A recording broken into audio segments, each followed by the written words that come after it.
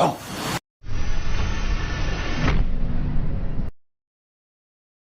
Movie Mania semua, selamat datang di channel Movie Mania Review Film.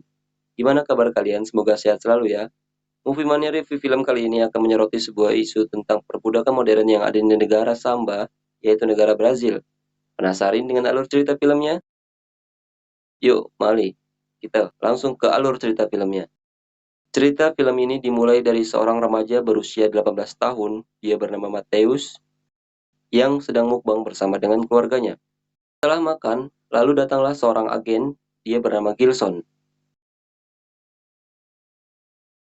Dia datang bersama 3 anak muda lainnya, mereka bernama Samuel, Ezekiel, dan Isakwe.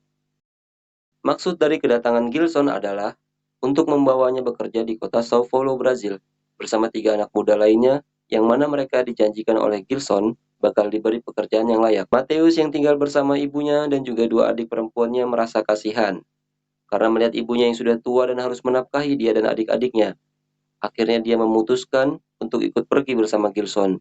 Sebelum pergi, Gilson memberikan uang kepada ibunya Mateus sebagai uang muka saat Mateus nanti bekerja. Melihat hal itu, Mateus pun semakin mantap akan keputusannya untuk pergi. Setelah berpamitan, terlihat Mateus yang sedih karena harus pergi meninggalkan keluarganya.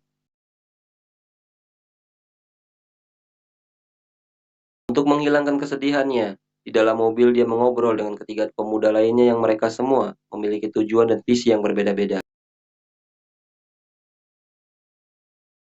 Lalu tak lama kemudian diperlihatkan bahwa mereka telah sampai di kota tujuan, tepatnya di sebuah tempat barang rongsokan. Di sana mereka diperkenalkan dengan seorang pria sekaligus pemilik tempat di mana nanti mereka bekerja. Pria itu bernama Luka. Setelah mereka semua berkenalan dengan Luka, Gilson yang mengantar mereka pun pergi, dan Luka mengajak Mateus dan ketiga temannya masuk ke dalam untuk memperlihatkan tempat mereka nanti bekerja dan beristirahat. Hari perdana mereka pun terasa menyenangkan, terutama setelah Luka menawarkan untuk membelikan makan malam di sebuah warteg di ujung jalan. Lalu di keesokan pagi, mulailah mereka bekerja dengan arahan dari Luka. Mulai dari mengupas kabel tembaga, memisahkan besi dan aluminium, menurunkan barang bekas dari mobil, memereteli mobil bekas, dan mengangkut barang bekas yang mereka kerjakan untuk langsung diangkut dan dijual. Hal itu mereka kerjakan setiap hari.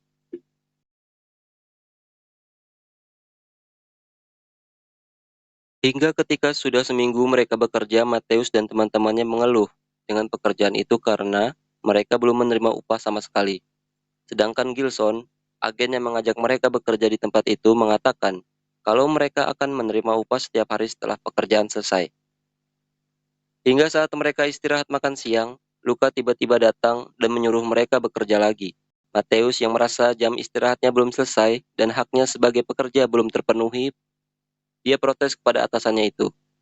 Namun naas, protesnya malah menuai amarah dari si bos, yang mengatakan kalau mereka semua memiliki hutang kepada Luka, yaitu hutang yang tanpa mereka ketahui itu ada. Yang sedari awal uang muka yang diberikan untuk keluarga mereka sebelum mereka pergi, itu dihitung oleh Luka, lalu uang transport mereka di jalan, uang makan, uang tempat mereka tidur, dan lain-lain yang harus mereka bayar. Yang artinya mereka harus bekerja selama berbulan-bulan tanpa harus menerima upah dikarenakan harus membayar hutang tersebut. Mateus yang tidak sudi dengan hal itu, lalu memutuskan untuk pergi.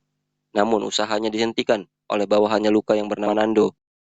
Tidak hanya itu, Luka pun menyita handphone yang mereka miliki sebagai jaminan sampai hutang mereka semua lunas. Malam hari pun tiba. Mereka berempat memutuskan untuk kabur dari sana. Namun sial, semua pintu terkunci dan tidak ada jalan keluar.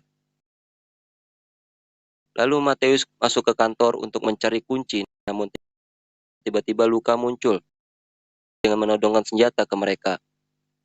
Lalu menyuruh mereka kembali ke kamar dan mengunci mereka dari luar.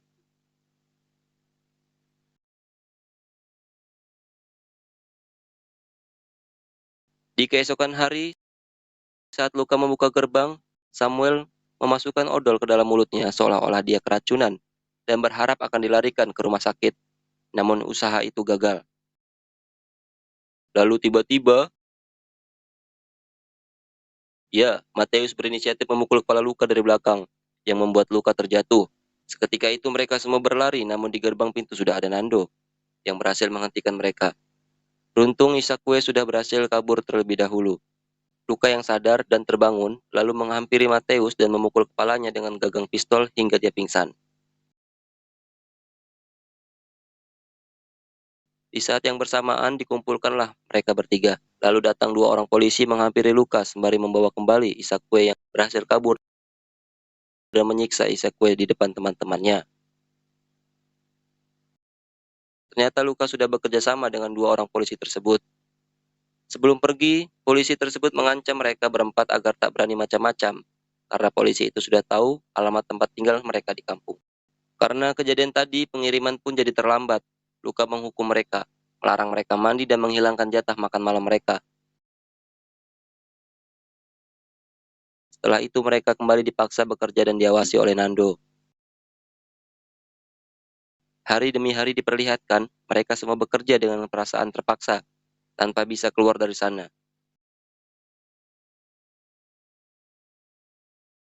Hingga saat malam hari, Luka datang membawakan minuman untuk mereka. Di saat itu Mateus meminta agar mereka diizinkan untuk mandi. Luka pun mengizinkan mereka. Lalu mereka mandi dengan menggunakan sabun secara bergantian.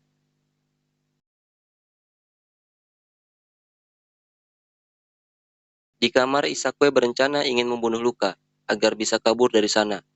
Namun ide itu tidak mendapat persetujuan dari yang lain karena tentu saja hal itu akan membahayakan diri mereka dan keluarga mereka nantinya. Namun Mateus yang lebih cerdas memilih agar lebih baik membuat perjanjian dengan Luka, yang hal itu jauh dirasa lebih aman dan tidak berisiko.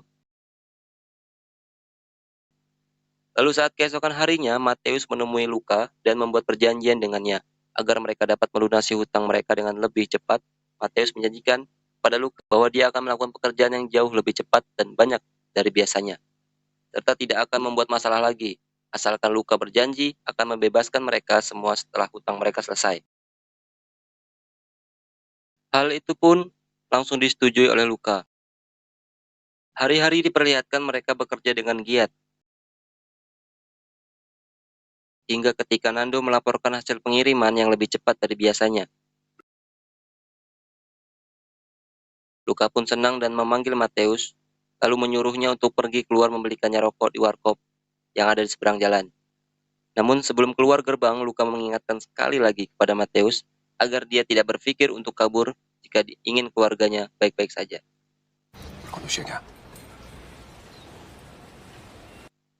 Tanpa berpikir untuk kabur, Luka pun berjalan ke warkop membeli rokok dan kembali lagi.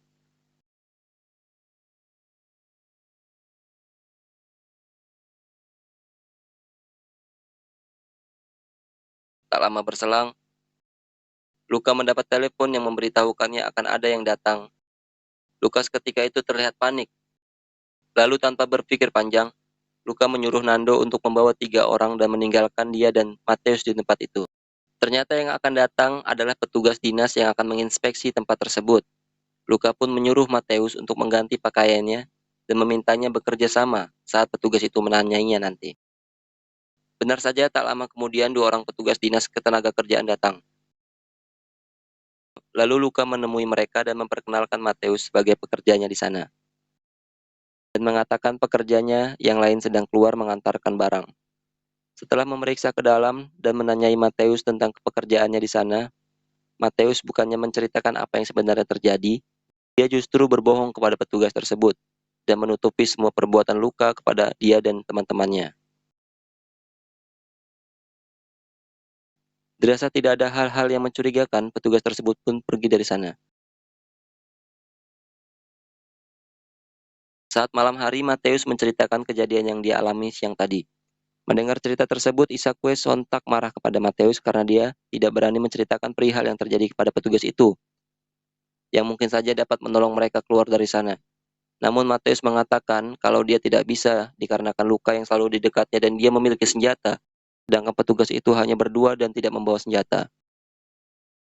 Keesokan hari Luka menyuruh Mateus mandi dan memberikannya pakaian.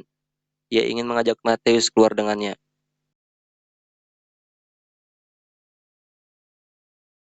Suatu saat di perjalanan sampailah mereka di suatu tempat. Ternyata itu adalah tempat orang ditahan untuk diperjualbelikan. Lalu Luka menyuruh Matius untuk memilih 3 orang yang akan ikut bersama mereka. Dengan berat hati Matius memilih orang tersebut dan memasukkan mereka ke dalam mobil. Setelah itu mereka lanjut pergi ke tempat lain. Di sana terlihat banyak pekerja wanita yang sedang menjahit baju. Di belakang gudang tersebut terdapat beberapa wanita ditahan, yang mana 2 orang wanita itu dibawa dan dimasukkan ke dalam mobil. Ketika Matius hendak membuka mobil, tiba-tiba seorang pria mencoba kabur lari, namun berhasil ditangkap dan dihentikan oleh Matius. Kemudian mereka melanjutkan perjalanan hingga mereka tiba di suatu tempat. Di situ Luka menyuruh Matius untuk menjual 2 wanita tadi kepada seorang bos mafia dari Korea dengan imbalan $1.800 per kepala, yang setara dengan 25 juta rupiah per orang. Setelah menyerahkan 2 wanita itu dan mengambil uangnya, kemudian Matius membuka uang tersebut dan betapa kagetnya dia karena baru pertama kalinya dia melihat uang sebanyak itu. Terbesit di pikirannya untuk membawa kabur uang itu. Namun tidak ada keberanian di dalam dirinya sehingga dia memberikan uang itu kepada Luka. Di perjalanan pulang, Luka memberikan $100 kepada Matius sebagai imbalan dari usahanya hari itu bersama Luka.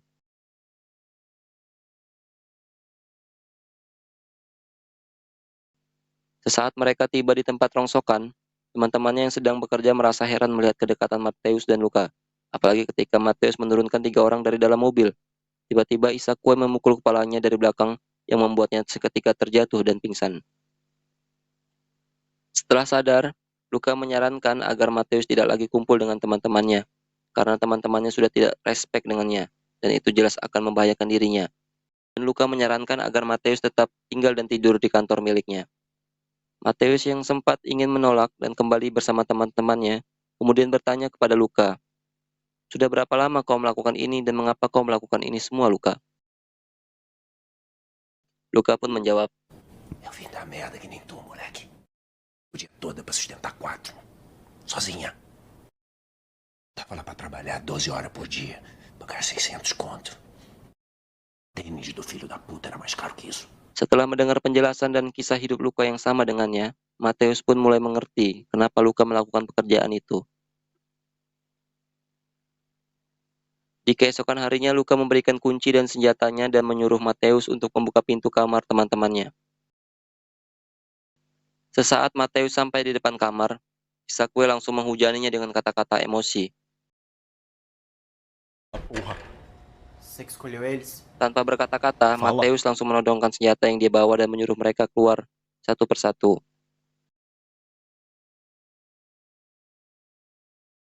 Keesokan harinya, Matius meminta kembali handphone yang disita oleh Luka. Di situ Luka memberikan handphonenya kembali, dan setelah itu Matius langsung menghubungi ibunya untuk menanyakan kabar. Dalam percakapan itu, ibunya mengatakan jika Matius mengirimkan uang tapi dia tidak ada kabar. O dinheiro que você mandou, filho. Como você ganhou tanto dinheiro assim? Matius pun heran karena dia tidak merasa mengirimkan uang untuk ibunya. Ternyata yang mengirimkan uang untuk ibunya Matius adalah Luka, karena Luka senang dengan hasil kerja Matius yang telah membantunya saat ini. Dan itu hanya sebagai awalnya saja, karena Luka bisa memberikan lebih dari itu, asalkan Matius terus membantunya. Sampai-sampai Matius kini semakin dekat dengan Luka, hingga Luka mengajaknya ke tempat diskotik untuk mabuk dan bersenang-senang.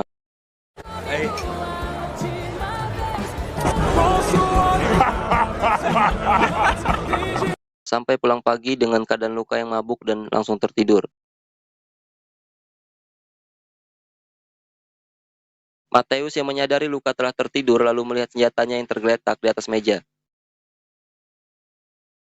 Melihat kesempatan itu, Matius berniat untuk menembakkan senjata itu ke Luka.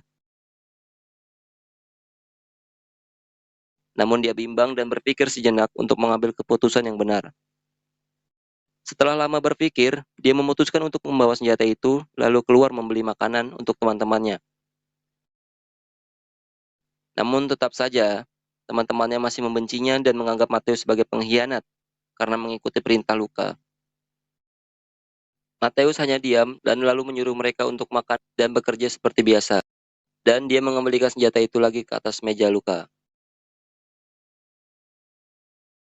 Di keesokan hari ketika Matthews sedang membuka gerbang, tiba-tiba Samuel mencoba kabur dari sana. Sempat berlari namun Matthews berhasil menghentikan usaha Samuel tersebut dan membawanya kembali. Karena hal itu, Luka menyuruh Matthews untuk menghubungi Batista. Sempat ingin menolak, tapi karena tidak ada pilihan lain, lalu Matthews menghubungi Batista. dos nossos trabalhadores tentou fugir.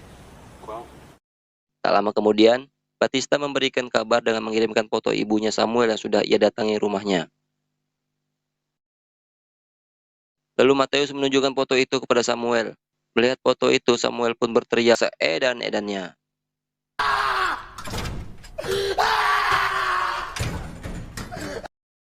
Lalu kemudian hari berganti di mana Luka mengajak Matthews untuk bertemu dengan atasannya yang bernama Bianchi. Di pertemuan itu Bianchi mengatakan bahwa Luka akan dipindahkan dari tempat rombeng yang selama ini dia kelola ke sebuah tempat bisnis yang lain, yang lebih besar.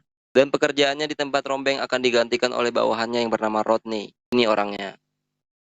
Mendapatkan posisi dan jabatan baru yang lebih enak, tentunya hal itu langsung disetujui oleh Luka. Luka mencoba untuk mengajak Matthews ikut dengannya, jika dia mau, karena jika dia tidak mau, maka dia akan tetap tinggal di tempat rombeng itu bersama dengan Rodney yang menggantikan posisinya. Di akhir film diperlihatkan Luka yang pergi bersama Matthews dari tempat itu dan meninggalkan teman-temannya. Lalu film pun berakhir.